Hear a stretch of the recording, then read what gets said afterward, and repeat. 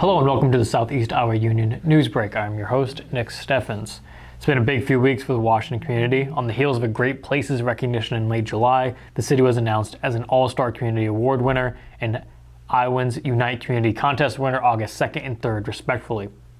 Washington City Administrator Deanna McCusker announced Tuesday night that the city was one of 3 medium-sized communities in the state winning the All-Star Community Award, a nod from the Iowa League of Cities towards municipal accomplishments. In this case, the recognition went to the wellness park completed last year. I think it's a great project. It's going to bring a lot of people to Washington, McCusker said. It's just a good way to showcase that what Washington is doing. If people are looking to relocate to a community in this population size, they'll see that and go, that's great, that's wonderful amenity to have in a city. McCusker said the project set a good example for others in the state. Cities see what other cities are doing and how successful they have been. I think it creates motivation for other cities. If they can do it, so can we. The award doesn't bring grants or prizes to the city, but McCusker said it felt good for the hard work of city staff to be recognized. The Iowa Economic Development Authority announced in a Facebook post on Wednesday that Washington won its Iowans Unite Community Contest, an effort that earned the city a free mural in a currently undecided location.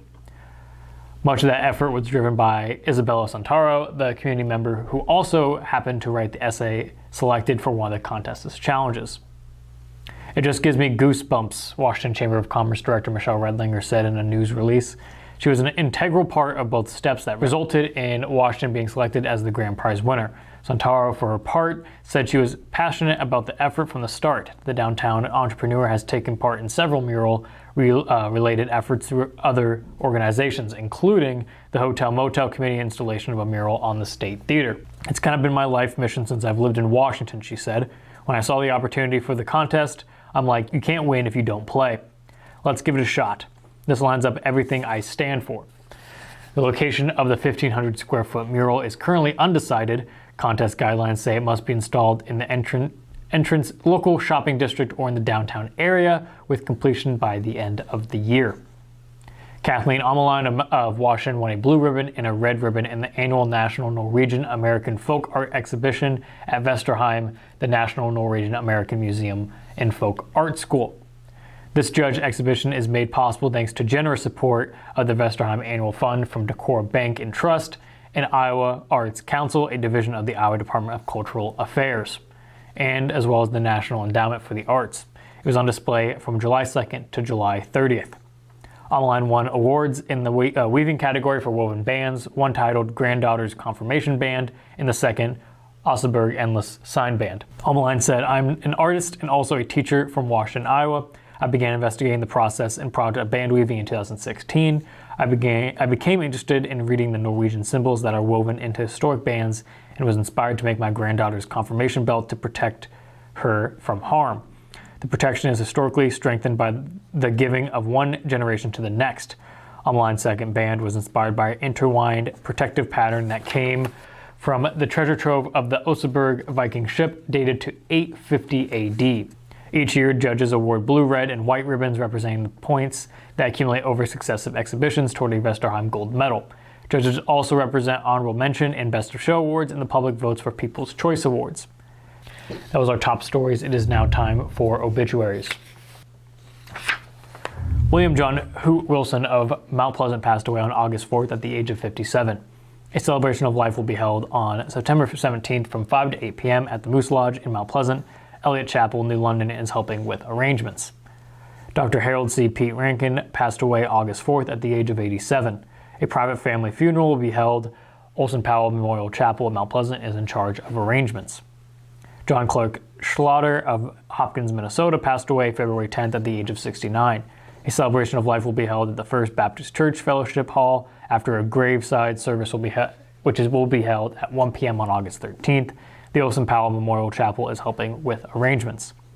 Dorothy H. Halm of Mount Pleasant passed away on August 3rd at the age of 82. Private family services will be held over the weekend. Monday, Murphy Funeral Home of Mount Pleasant is in charge of arrangements. Carol Ann Book Wolf of Cedar Rapids passed away August 1st at the age of 76. Funeral services will be held August 13th at Murdoch Linwood Funeral Home in Cedar Rapids. Murdoch Linwood Funeral Home is in charge of arrangements. We will be back after a short break with the weather and sports. Since 1905, Kelowna Cooperative Technology Company has helped our community stay connected with the latest advancements in clear, dependable telecommunications services. KCTC provides rural Iowans with access to high-speed fiber internet, as well as phone, television, computer repair, and cybersecurity solutions. We're also proud supporters of local organizations and area schools within the community. KCTC, keeping Kelowna connected.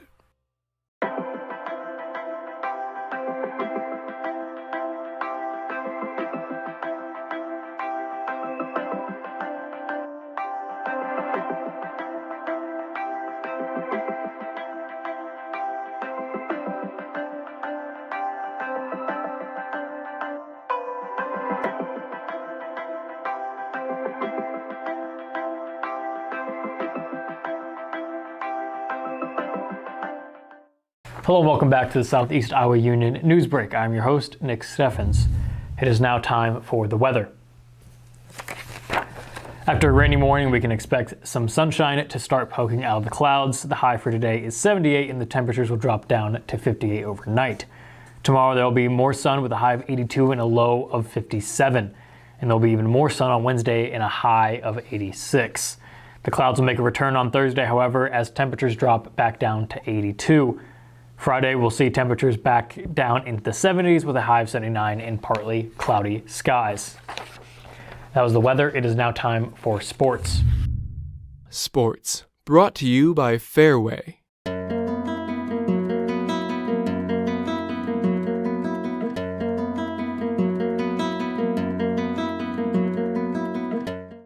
Mid-Prairie lost some of its top performers on the football field from 2022, but a lot of talent returns for the Golden Hawks. Starting quarterback Will Kavanaugh graduated this past summer. He was a huge offensive presence for Mid-Prairie last fall. Senior Colin Miller will likely be quarterback number 1 next season. Miller connected on both of his passing attempts last year for 29 yards. He also had 76 yards receiving on the year. Out of the backfield last season, graduate Tyler Helmuth led the way. Despite not having their leading rusher back, Mid-Prairie is in capable hands with senior Braden Hartley and junior Dylan Henry.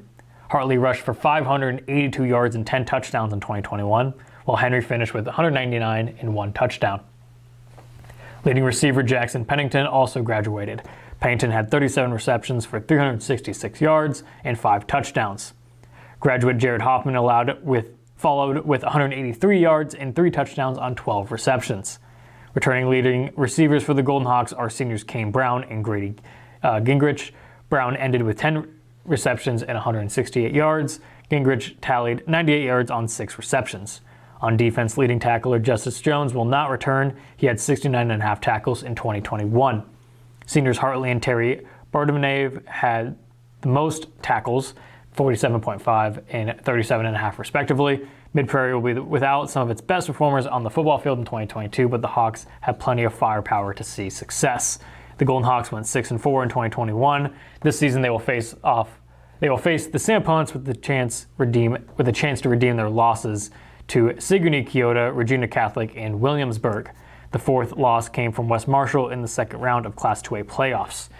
Their schedule for Mid-Prairie is as follows. They'll start the season August 26th against West Burlington Notre Dame, and then play home against Sigourney Keota, and then they'll be at Iowa City Regina. There will be another away game against Eddyville, Blakesburg, Fremont, and then they will have a home stint against Centralville, and then the following week against Williamsburg. They'll be on the road to Centerville, and then come back and close out the season October 14th against Davis County. That is the news for Washington and the surrounding area. This has been the Southeast Iowa Union News Break. I'm your host, Nick Steffens, and I will see you next time.